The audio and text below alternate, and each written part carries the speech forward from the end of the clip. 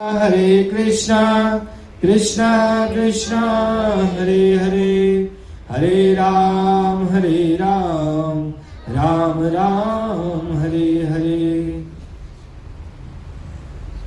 हरे कृष्णा।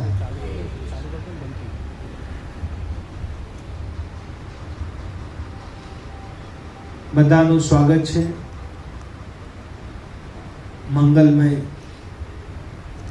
ભાગવત કથા પુરુષોત્તમ માસ મહિમા કથામાં આપણે બધા અહીંયા ભેગા થયા છીએ શ્રી મહાદેવ અને શ્રી હનુમાનજીના ચરણોમાં। બંને પરમ રસિક છે કથાના,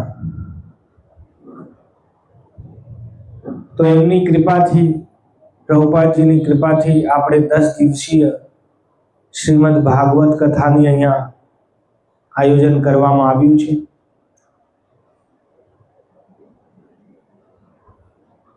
પુરુષોત્તમ માસ મલ માસ કેવી રીતે પ્રકટ થયો, એનું નામ મલ માસ કેમ પડ્યું અને પછી પુરુષોત્તમ માસ કેમ પડ્યું, એની કથા સૌપ્રથમ આપણે પ્રારંભ કરીશું।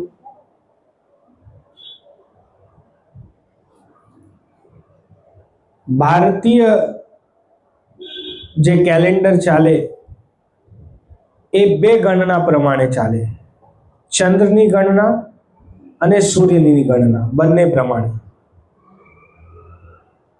જે સિઝનલ ચેન્જીસ હોય, વાતાવરણના જે પરિવર્તન હોય એ સૂર્ય પ્રમાણે ચાલે, અને જે આપણે તિથિઓ એકાદશી દ્વાદશી ત્રયોદશી આવું બધું જે ગણીએ એ ચંદ્રના મૂવમેન્ટથી ચાલે।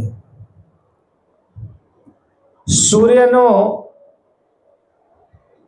ગતિ પ્રમાણે એક વર્ષ 364 દિવસનું હોય, 364 ડેઝ, અને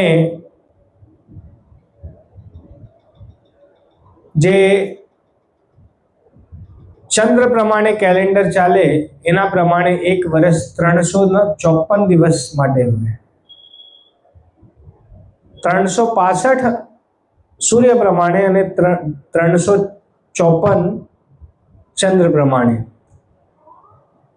તો દર વર્ષે 11 દિવસનો ડિફરન્સ આવે, તો એ ડિફરન્સીસને કવર કરવા માટે 3 વર્ષનું ભેગું 1 મહિના થાય, તો એને કહેવાય મલ માસ।